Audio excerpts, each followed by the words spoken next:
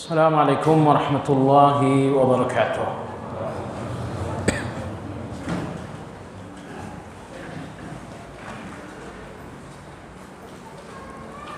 إن الحمد لله نحمده ونستعينه ونستغفره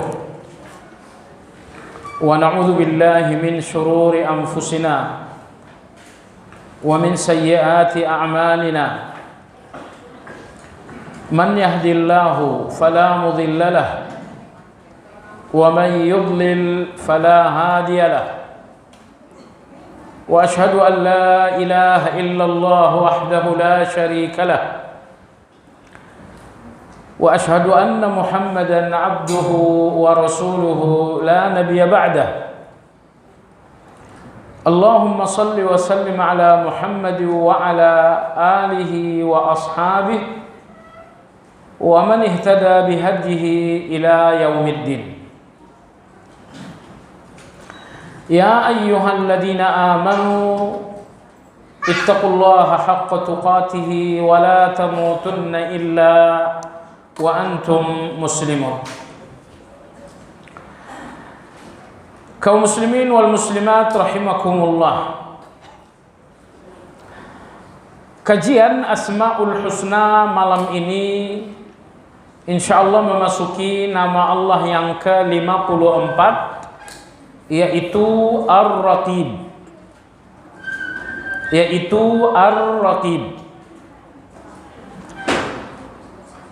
Dalam terjemahan Departemen Agama, Ar-Raqib diartikan dengan yang maha mengawasi.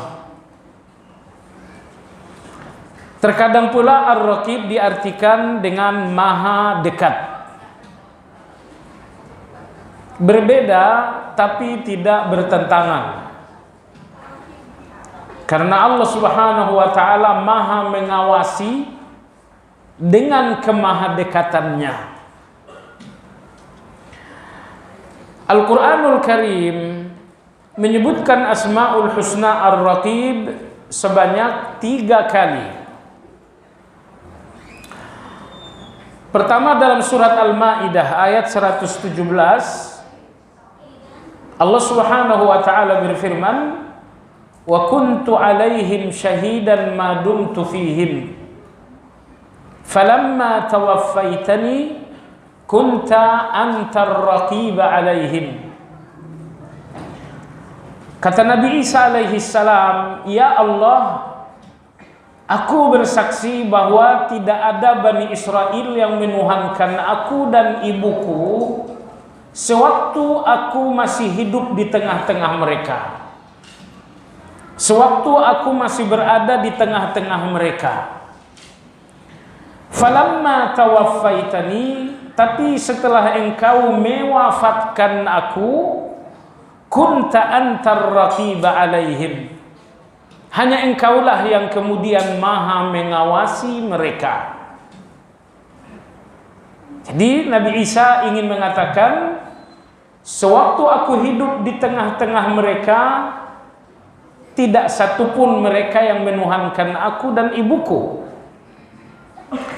Namun setelah aku meninggal, setelah aku wafat, maka hanya engkaulah yang mengetahui keadaan mereka. Aku sudah nggak mengetahui lagi keadaan mereka setelah aku wafat. Nah, ayat 117 ini menjadi salah satu dalil bahwa orang yang telah wafat tidak lagi mengetahui keadaan orang yang masih hidup. Karena tadi Nabi Isa mengatakan, "Aku bersaksi bahwa sewaktu aku hidup di tengah-tengah mereka tidak ada yang menuhankan aku dan ibuku. Falamma tawaffaitani, namun ketika engkau telah mewafatkan aku, kunta antar raqiba alaihim, engkaulah yang mengetahui keadaan mereka. Saya udah nggak tahu lagi keadaan mereka." Nah, jadi kalau seorang nabi selevel ulul azmi lagi tidak lagi mengetahui keadaan orang yang masih hidup setelah dia wafat, apalagi yang bukan nabi. Jadi asumsi sebagian orang bahwa orang-orang yang telah wafat, misalnya orang tua yang telah wafat, mengetahui kalau anaknya hari ini misalnya akad nikah. Oh, itu terlalu jauh. Itu salah besar. Yang telah wafat telah berada di satu alam bernama barzakh, dan orang-orang yang hidup berada di satu alam bernama dunia. Jangankan di dua alam yang berbeda, hidup di satu alam yang berbeda pun, hidup di satu alam yang sama sekalipun, sering kita tidak mengetahui keadaan orang lain. Saat ini misalnya, apa yang sedang terjadi dengan keluarga Anda di kampung, Anda nggak tahu. Padahal Anda dalam keadaan hidup, antara Anda dengan keluarga di kampung masih sama-sama hidup di alam yang sama. Nyatanya banyak hal yang Anda nggak tahu tentang mereka, banyak hal tentang Anda yang juga tidak diketahui oleh mereka. Apalagi orang yang telah hidup, apalagi orang yang telah wafat, yang telah terpisah oleh dua alam yang berbeda. Baik jemaah sekalian yang saya hormati. Nah, hubungan ayat 117 surat Al-Maidah dengan kajian kita, Nabi Isa mengatakan, kunta antar raqiba alaihim. Engkaulah yang maha mengawasi mereka. Ini ayat pertama dalam Al-Quran menyebutkan Asmaul Husna Ar-Raqib, yang artinya Allah maha mengawasi. Ayat kedua menyebutkan Asmaul Husna Ar-Raqib adalah ayat 52 dalam surat Al-Ahzab. Allah berfirman, wa kana Allahu ala kulli syai'in raqiba. Dan Allah atas segala sesuatunya raqiba, maha mengawasi. Jadi segala sesuatu di langit dan di bumi ada dalam pengawasan Allah. Jangankan Anda yang memang ditugaskan untuk satu tugas agung, yaitu ibadah, binatang bahkan semut kecil sekalipun ada dalam pengawasan Allah Azza wa Jalla. Ayat ketiga menyebutkan Asmaul Husna Ar-Raqib adalah ayat pertama dalam surat An-Nisa. Allah berfirman, innallaha kana alaikum raqiba.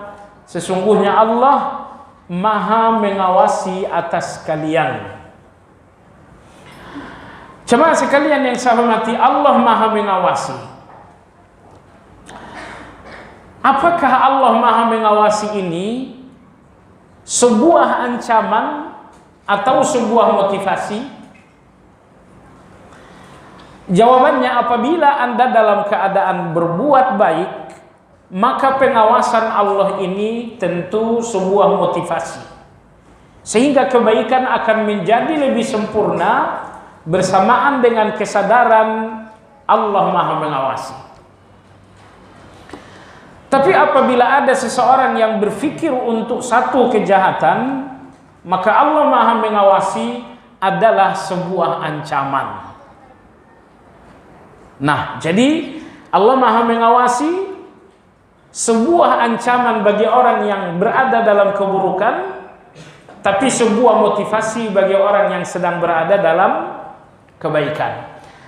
Sebab tidak mungkin orang yang sedang menjalankan salat dan menyadari Allah maha mengawasi, kemudian salatnya biasa-biasa saja. Itu nggak mungkin. Akan muncullah satu kualitas dalam satu ibadah di mana seseorang menyadari Allah Ar-Raqib, Allah maha mengawasi. Jemaah sekalian yang saya hormati, apa penafsiran Ar-Raqib di kalangan ulama-ulama kita? Penulis buku dalam hal ini menukil ucapan Imam Al-Khattabi. Beliau mengatakan Ar-Raqib adalah Al-Qaimu ala kulli nafsin bima kasabat. Ar-Raqib artinya adalah yang menjaga setiap perilaku setiap diri. Baik, saya berikan Anda satu perbandingan. Kalau Anda menjaga anak kecil Anda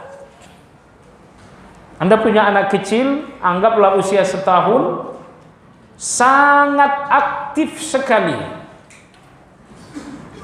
dan Anda sedang menjaga. Bahwa Anda sedang menjaga artinya sedetik pun Anda tidak akan lengah dan lalai dari anak tersebut. Itulah menjaga. Jadi menjaga artinya ketika Anda tidak lalai sedetik pun dari objek yang sedang Anda jaga. Nah, setelah Anda menyadari, Anda memahami bagaimana manusia menjaga, yakni manusia dalam menjaga tidak akan lalai sedikit pun, Allah Subhanahu wa ta'ala Maha A'la, lebih tinggi dari itu. Maka Allah, kata Imam Al-Khattabi, Ar-Raqib Al-Qa'imu ala kulli nafsin bima kasabat, bahwa Allah Maha menjaga setiap perilaku dari ciptaannya. Allah Maha menjaga setiap perilaku. Artinya Allah menjaga perilaku Anda dalam bentuk ucapan, dalam bentuk perbuatan, bahkan dalam bentuk khotorat, bahkan dalam bentuk fikiran-fikiran. Allah menjaga itu semuanya. Jemaah sekalian yang saya hormati, al-muttali'u ala ma akannathu sudur. Ar-Raqib Maha mengawasi, artinya yang Maha melihat semua yang tersembunyi di dalam hati. Jadi apapun yang Anda sembunyikan dalam pikiran, dalam hati, dalam rencana, saya nggak tahu. Karena Anda masih menyembunyikannya dalam hati dan pikiran Anda. Tetapi Allah Ar-Raqib yang Maha mengawasi, tidak hanya mengawasi lahiriah Anda yang nampak, tapi Allah yang Maha sempurna Ar-Raqib mengawasi, juga mengawasi semua yang ada dalam pikiran Anda. Nah, maka oleh sebab itu, hati-hati dengan pikiran Anda. Memang pikiran itu tertutup untuk manusia, tapi pikiran Anda itu terbuka untuk Allah. Sehingga kata rahasia hanya ada antara Anda dengan saya. Adapun antara kita dengan Allah, kata rahasia itu tidak ada sama sekali. Baik, jemaah sekalian yang saya hormati, al-mura'i li ahwalil abdi, al-hafizu lahu, al-muhsi jami'a a'malihi. Al-mura'i li ahwalil abdi, yang Maha menjaga segala keadaan-keadaan hamba. Artinya karena Allah Maha mengawasi, Allah pun menjaga segala keadaan-keadaan Anda. Anda sedang ketakutan, Allah menjaga Anda dalam ketakutan itu. Bahwa Anda sedang gelisah, Allah pun menjaga Anda dalam kegelisahan itu.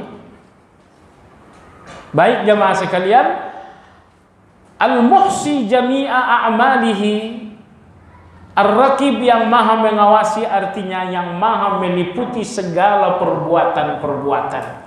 Jadi tidak ada perbuatan kita yang luput dari Allah. Semuanya terjangkau oleh Allah Subhanahu wa ta'ala.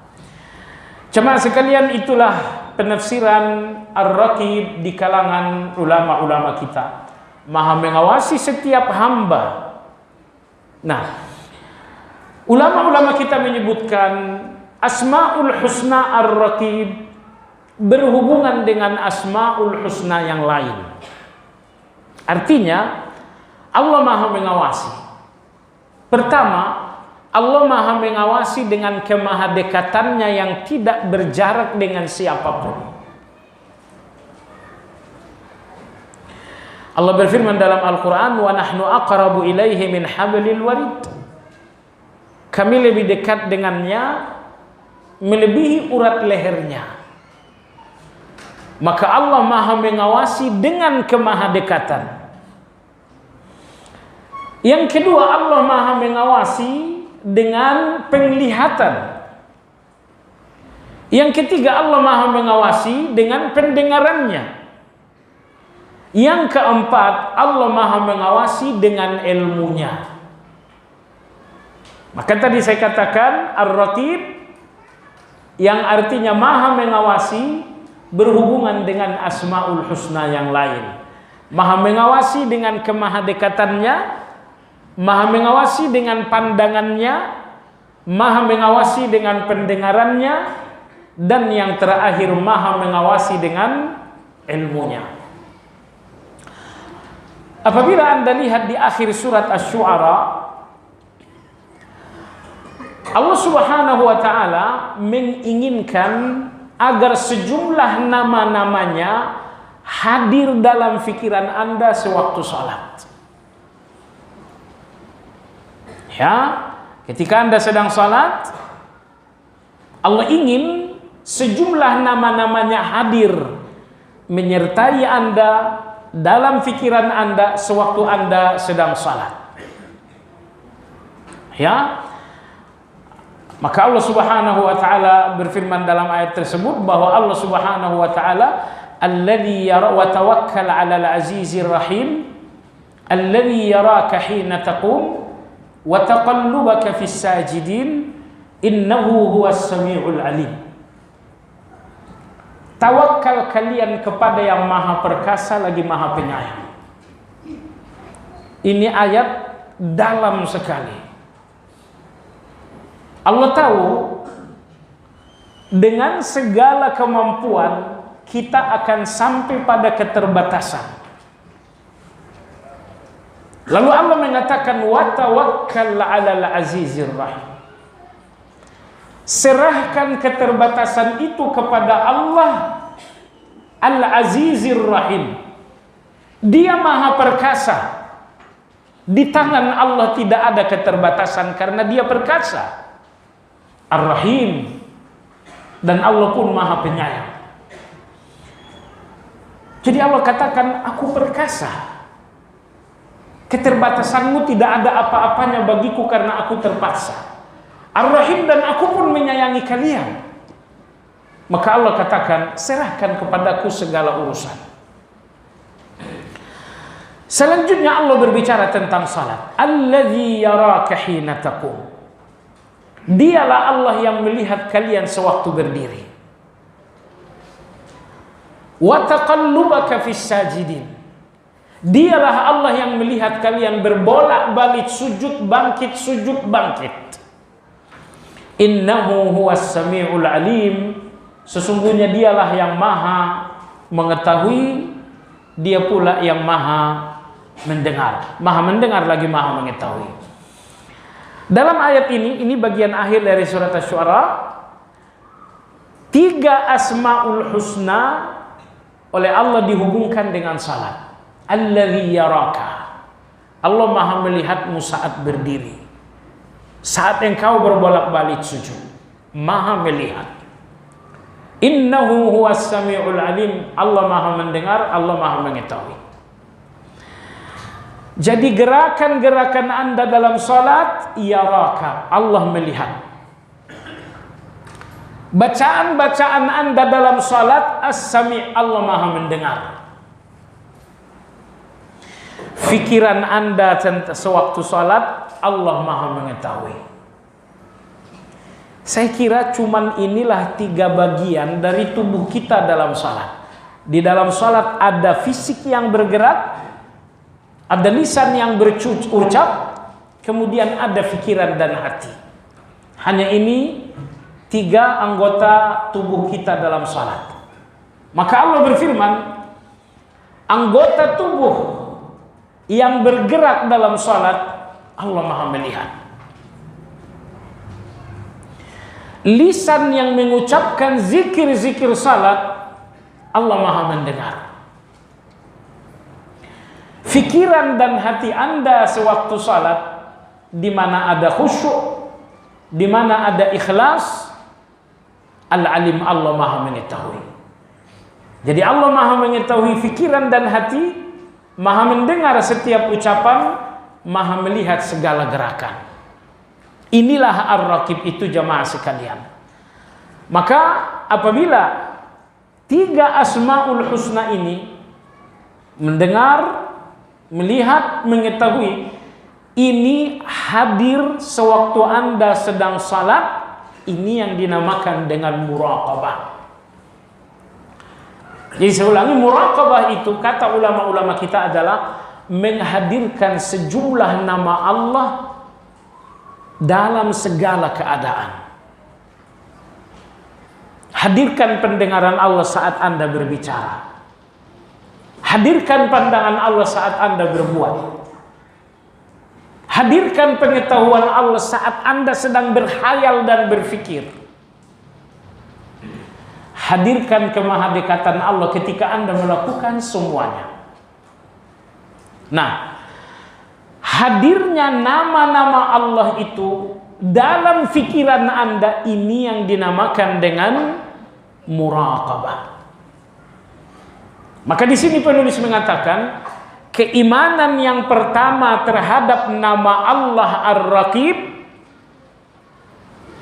bahwa seseorang berjuang senantiasa muraqabah. Berjuang agar selalu dalam kondisi muraqabah. Nah, dan ini bukan sesuatu yang mudah, tetapi akan dimudahkan oleh Allah bagi orang yang berjuang. Namun ingin saya katakan jamaah sekalian, bahwa di antara level sempurna keimanan seseorang adalah ketika muraqabah itu telah terjadi, telah ada.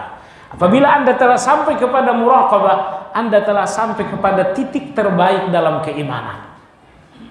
Nah, tetapi ulama kita menyebutkan untuk sampai kepada muraqabah tidak cukup hanya dengan ilmu. Bahwa Anda faham Allah Maha mendengar, Anda faham Allah Maha melihat, Anda faham Allah Maha dekat, Allah faham Allah Maha mengetahui, Anda faham, Anda mengerti, itu namanya ilmu. Sebatas ilmu Anda tidak akan sampai kepada muraqabah. Namun Anda akan sampai kepada muraqabah apabila ilmu itu telah sampai di puncak. Dan mungkin Anda masih ingat, puncak tertinggi dari ilmu adalah yakin. Puncak tertinggi dari ilmu adalah yakin. Allah berfirman dalam Al-Quran, وَبِالْ آخِرَةِ هُمْ يُوقِنُونَ. Orang-orang bertakwa itu yakin terhadap akhirat. Jadi mereka nggak cuma mengetahui akhirat dengan ilmu, tapi mereka yakin dengan akhirat itu. Jadi yakin adalah tingkat ilmu yang paling tinggi. Kalau tingkat ilmu yang paling rendah adalah mendengar. Apa yang Anda dengar itu tingkat ilmu yang paling rendah. Kalau yang Anda dengar Anda faham, itu tingkat ilmu pada tingkat yang kedua. Nah, adapun ilmu di tingkat yang paling sempurna adalah yakin. Baik jamaah sekalian, jadi sekedar Anda faham Allah Maha tahu, Allah Maha mendengar, Allah Maha melihat, sekedar Anda faham, Anda tidak akan sampai kepada muraqabah.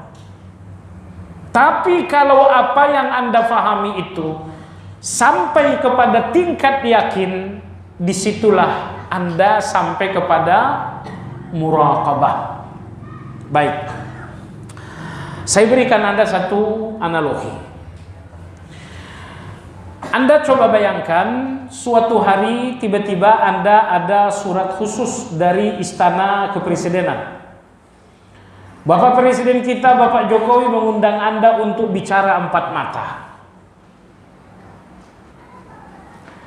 Tentu nomor 1, ini pertemuan dengan orang nomor 1 di negara ini. Mungkin semalaman Anda udah gak bisa tidur. Besok saya mau ngomong apa? Mungkin seminggu sebelumnya Anda udah cari minyak wangi apa yang harus dipakai. Mungkin juga baju yang akan Anda gunakan, gak ada baju bekas, semuanya baju baru. Bajunya baru, jasnya baru, sepatunya baru, bahkan ngutang lagi. Kenapa? Saya mau ketemu dengan Bapak Presiden. Sampai pada hari H, Anda pun berdasarkan protokoler akhirnya menjumpai Bapak Presiden. Ketika Anda sedang bicara dengan beliau, anggaplah setengah jam, padahal Anda telah bersiap-siap 1 bulan hanya untuk setengah jam pertemuan itu. Setengah jam Anda berbicara dengan Bapak Presiden, 100% pikiran Anda nggak akan bercabang ke kanan dan ke kiri. Anda nggak akan berpikir bagaimana anakku, bagaimana istriku, bagaimana bisnisku. Pikiran Anda 100% fokus kepada Bapak Presiden. Apa yang ingin saya garis bawahi di sini? Ketika pikiran Anda terkuasai oleh kebesaran seorang presiden, pikiran itu fokus. Pikiran itu nggak mungkin bercabang kemana-mana, karena pikiran Anda telah terkuasai oleh kebesaran seorang presiden.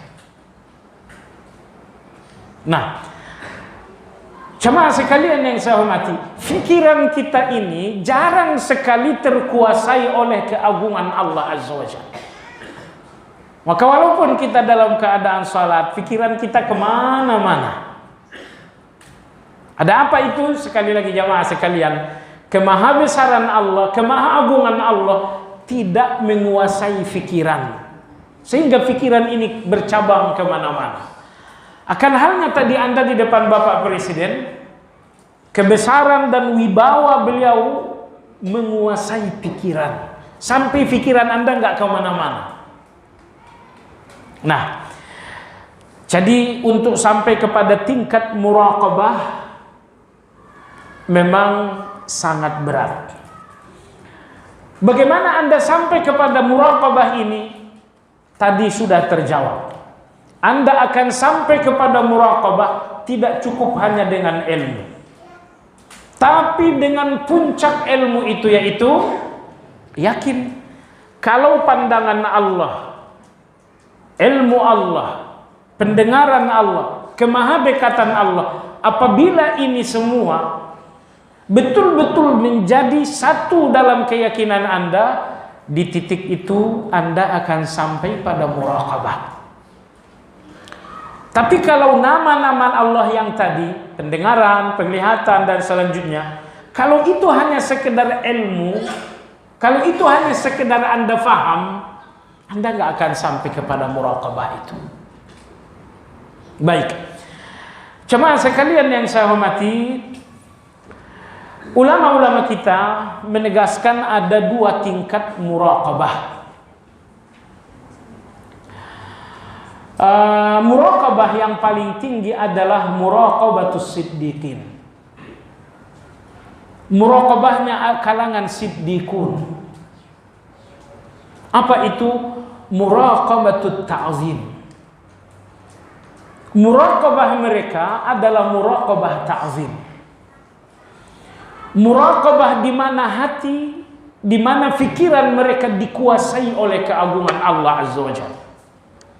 Jadi pikiran mereka, perasaan mereka, hati mereka betul-betul telah dikuasai oleh keagungan Allah Subhanahu wa taala. Ini adalah muraqabah as-siddiqin. Lalu kemudian muraqabah yang kedua adalah muraqabah orang-orang yang bukan as-siddiqin. Ya, bahwa muraqabah mereka kepada Allah hanya muraqabatul khauf, hanya rasa takut kepada Allah Azza wa Jalla. Ya, mereka tidak ghibah. Kenapa? Mereka tahu Allah Maha mendengar, jadi muncul rasa takut. Mereka pun tidak melakukan pinjaman riba. Mereka tahu Allah Maha tahu dan mereka takut. Kesadaran Anda tentang Allah yang membuat Anda takut, ini muraqabah tingkat yang kedua, muraqabatu ashabil yamin.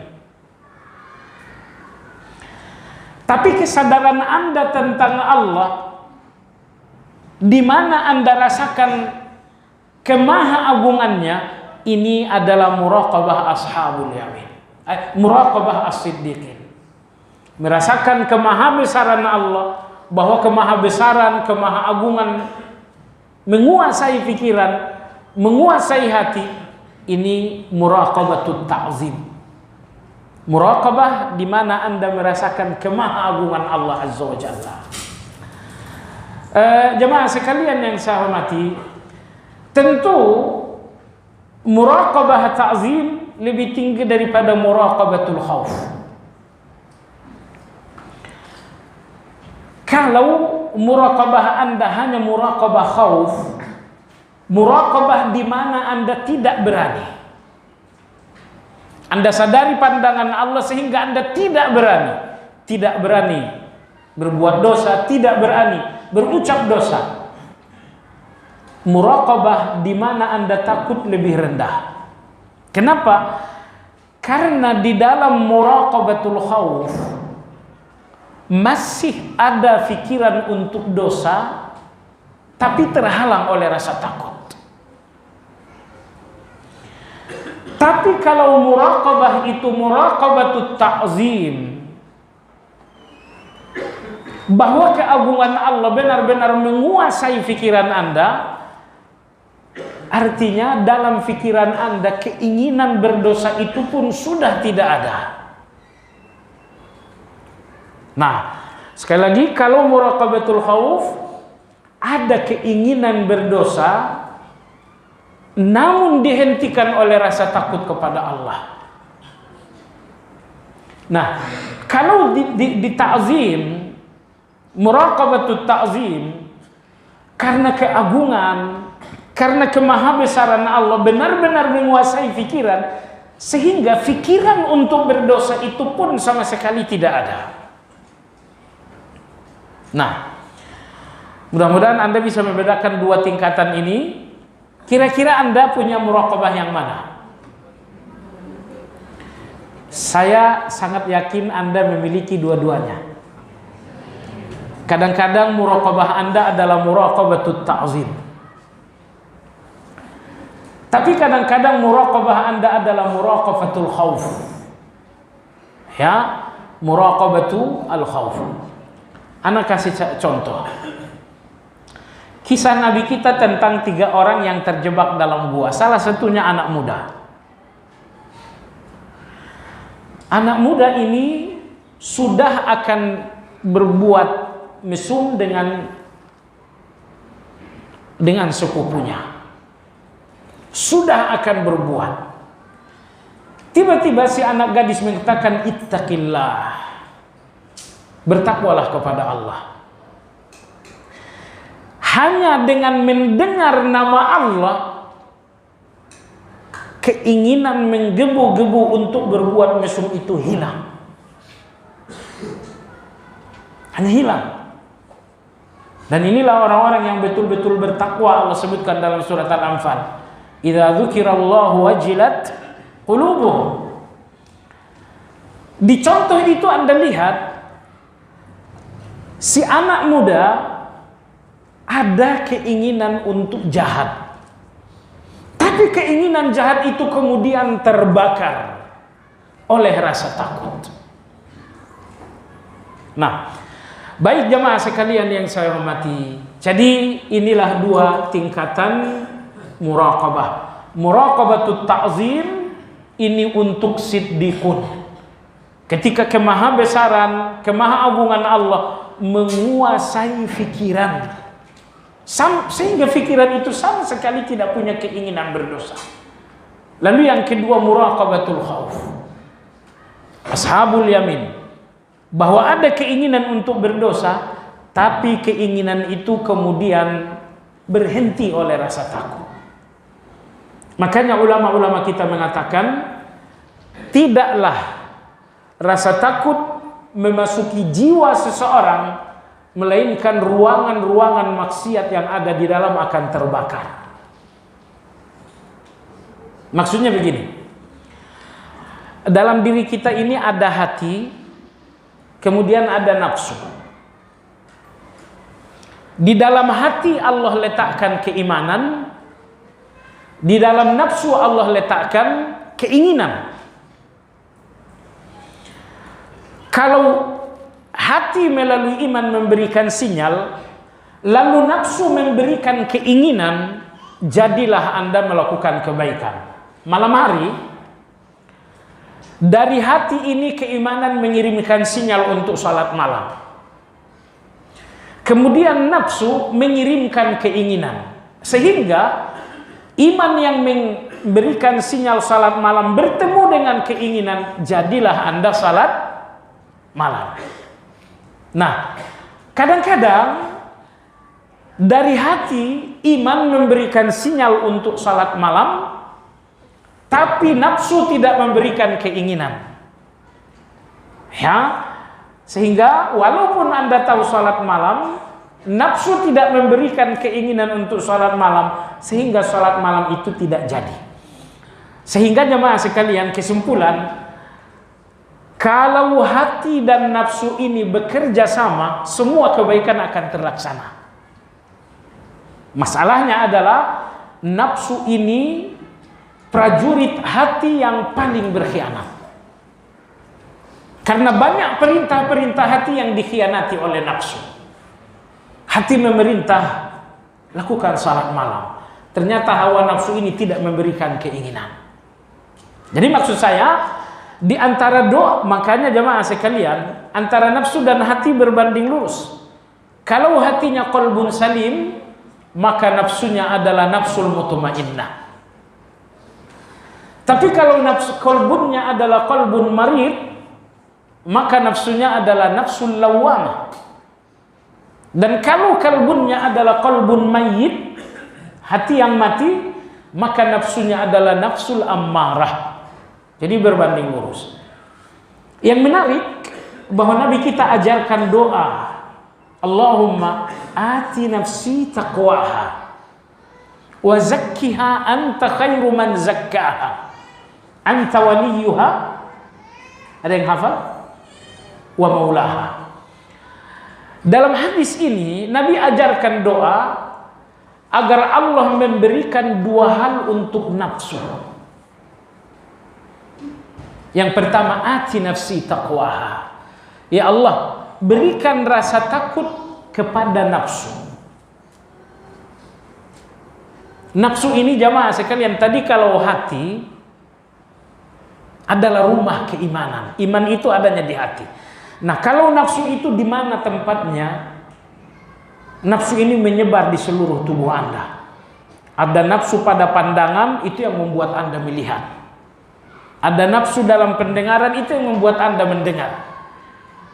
Ada nafsu dalam lidah, itu yang membuat Anda berbicara. Ada nafsu di tangan dan kaki, itu yang membuat Anda bergerak. Baik. Nah, kalau nafsu ini adalah nafsul ammarah, maka nafsu di mata akan membuat Anda melihat yang buruk.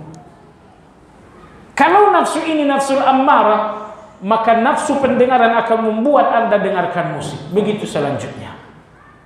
Nah, jadi tidak ada kejahatan dalam iman.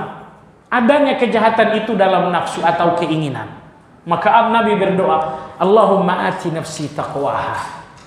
Ya Allah, berikan nafsuku takwa, ketakutan kepadamu. Karena jemaah sekalian, nafsu apabila tidak berpisah dengan rasa takut kepada Allah, maka nafsu ini tidak akan menginginkan keburukan. Tapi kapan nafsu pandangan saya ingin gambar-gambar yang gak baik? Kalau nafsu dalam pandangan ini terpisah dari takwa. Maka Nabi bersabda, Allahumma ati nafsi taqwaha. Ya Allah, berikanlah takwa kepada nafsuku. Ya Allah, berikanlah rasa takut kepada nafsuku. Ketika nafsuku ingin kejahatan, berikan rasa takut. Gak ada orang yang gak menginginkan kejahatan. Tapi keinginan terhadap kejahatan, kalau bertemu dengan rasa takut, gak terjadi. Nabi Yusuf alaihissalam ketika dibujuk perempuan istri pembesar Mesir itu, Nabi Musa saat itu ingin. Nabi Yusuf maksud saya. Nabi Yusuf saat itu juga mau sebetulnya. Maka Allah berfirman, walaqad hammat bihi wa hamma biha. Perempuan itu mau, tapi Yusuf juga mau. Tapi perempuan itu mau, Nabi Yusuf mau, sama-sama mau, tapi dengan mau yang berbeda. Perempuan itu mau dengan mau yang bersikeras. Sementara maunya Nabi Yusuf adalah mau yang disertai dengan rasa takut.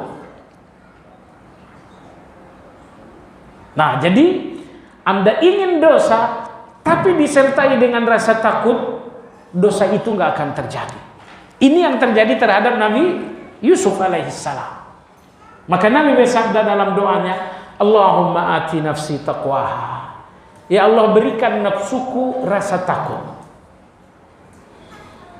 Wa zakkiha anta khairu man zakkaha.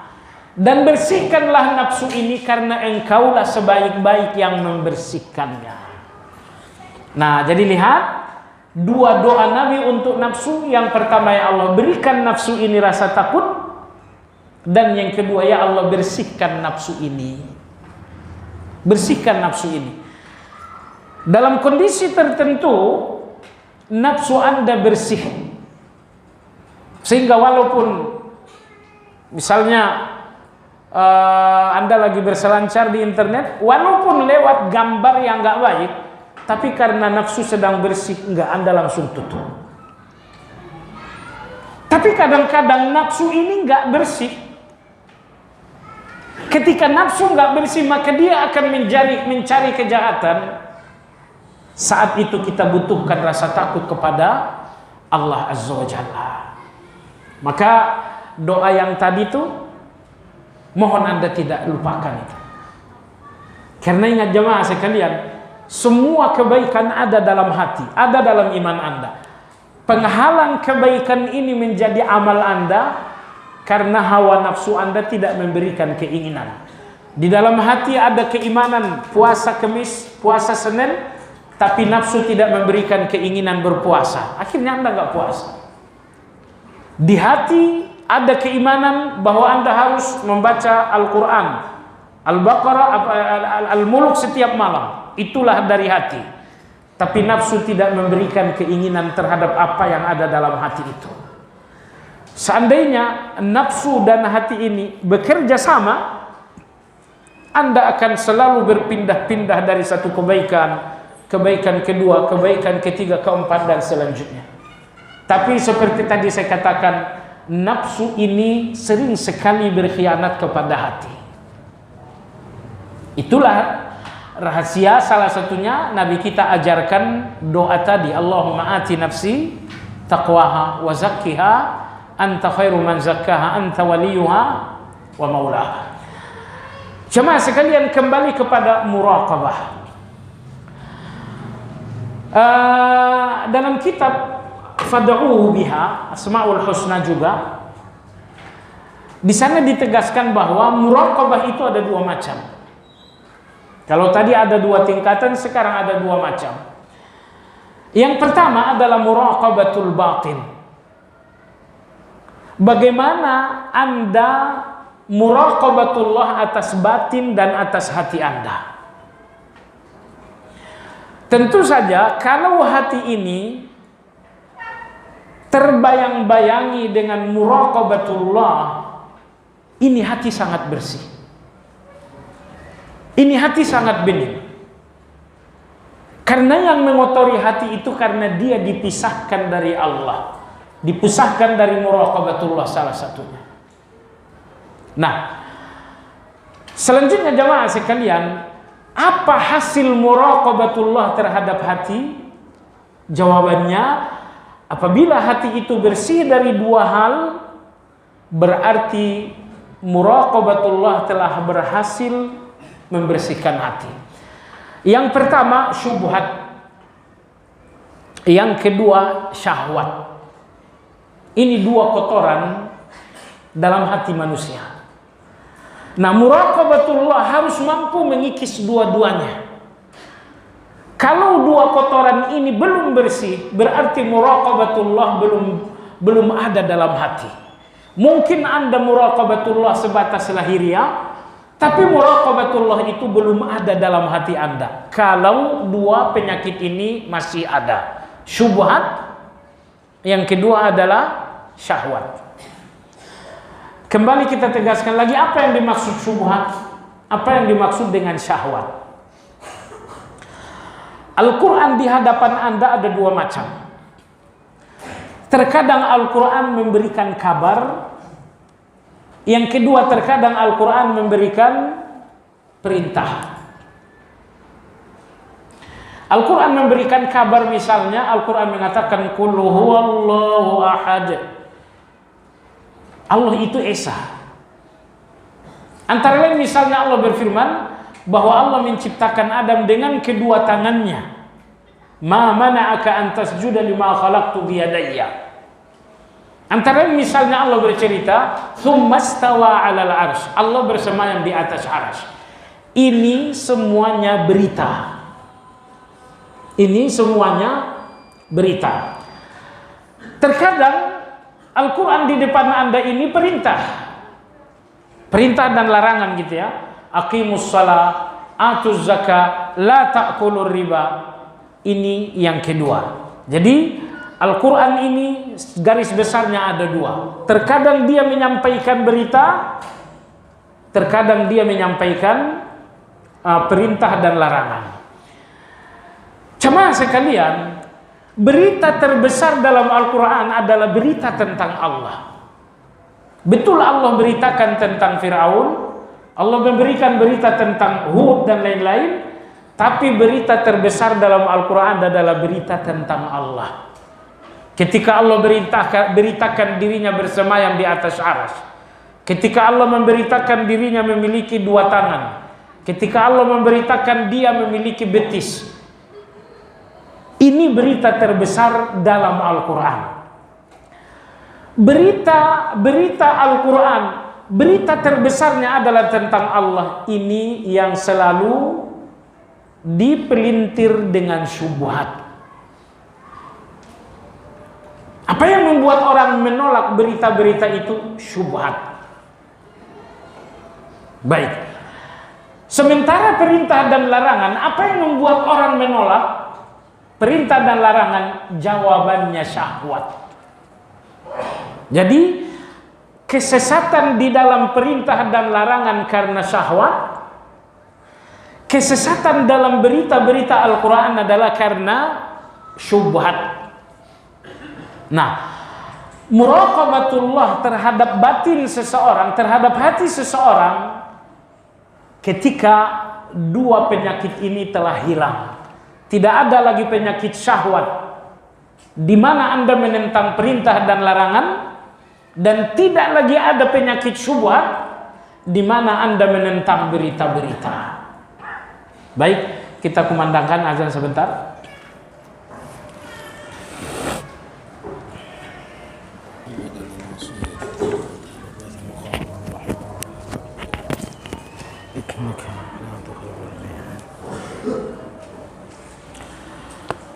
Nabi Adam alaihi salam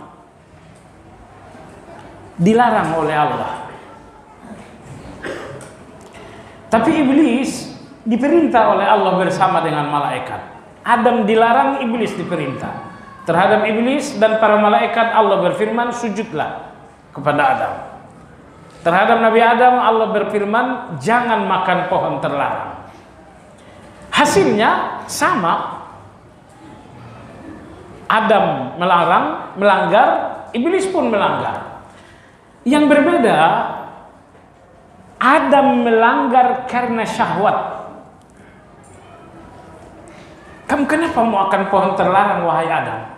Alasannya syahwat. Nah, Cuma sekalian yang saya hormati, iblis kenapa menolak sujud? Alasannya syubhat. Maka Allah berfirman, kenapa enggak mau sujud wahai iblis? Iblis berfirman, iblis berkata, ana khairum minhu, khalaqtani min nar wa khalaqtahu min tin.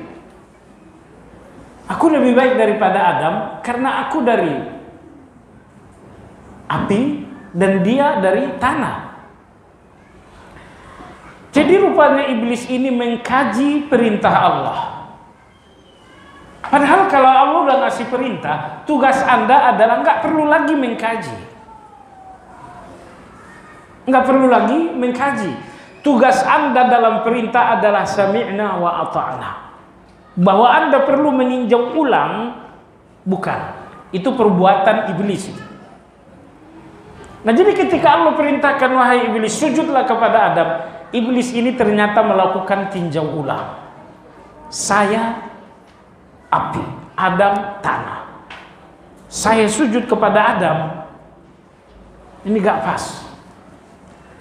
Nah jadi coba lihat bagaimana syubhat itu terjadi. Awalnya adalah karena pikiran di atas wahyu. Karena pikiran ditempatkan di atas wahyu. Kayaknya nggak pas deh. Senior sujud kepada junior. Kayaknya nggak pas. Api sujud kepada tanah. Itu pikiran. Ya. Jadi orang-orang yang melihat kebenaran itu adalah pikiran. Kebenaran itu bukan wahyu. Inilah jalan iblis. Nah. Menyembelih anak keburukan untuk semua orang kecuali untuk Nabi Ibrahim alaihi salam. Kenapa menyembelih Ismail justru kebaikan terbesar seorang Ibrahim? Karena itu adalah wahyu. Nah, tapi menyembelih anak untuk kita semua adalah keburukan karena dilarang oleh wahyu.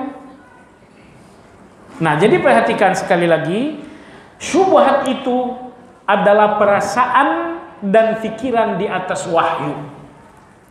Maka kalau sudah ada wahyu, pikiran Anda udah nggak berlaku. Perasaan-perasaan Anda pun itu semua wajib dibuang jauh-jauh. Kalau masih ada wahyu yang Anda tolak dengan perasaan, dengan pikiran, inilah jalan iblis itu tadi. Maka sekali lagi, Adam alaihi salam melanggar disebabkan karena syahwat. Iblis melanggar disebabkan karena syubhat. Karena dia lihat ini perintahnya nggak masuk akal. Ini perintah Allah ini nggak cocok. Di situ syubhat. Kalau ada satu kebenaran yang Anda ragukan, itu syubhat. Adam itu nggak meragukan kebenaran, cuman nggak bisa menahan diri, itu syahwat. Orang yang makan riba juga dua macam. Kamu kenapa makan riba? Habis terpaksa. Itu namanya syahwat. Tapi kalau orang mengatakan, kamu kenapa makan riba? Menurut saya sih nggak ada masalah. Orang suka sama suka, nggak ada yang dirugikan. Ini dinamakan syubhat. Pelanggaran karena syubhat biasanya nggak bertaubat karena dia nggak ngerasa salah. Itu bahayanya syubhat.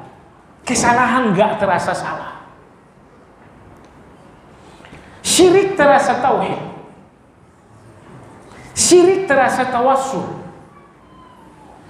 Gitu ya. Maka hati-hati itu. Nah, jadi kalau begitu antara syubhat dengan syahwat mana yang lebih berbahaya? Jelas syubhat itu lebih berbahaya. Makanya Allah berfirman, Siratal mustaqim, kata Allah, ghairil maghdubi alaihim. Ini Yahudi, penyakit mereka adalah syahwat.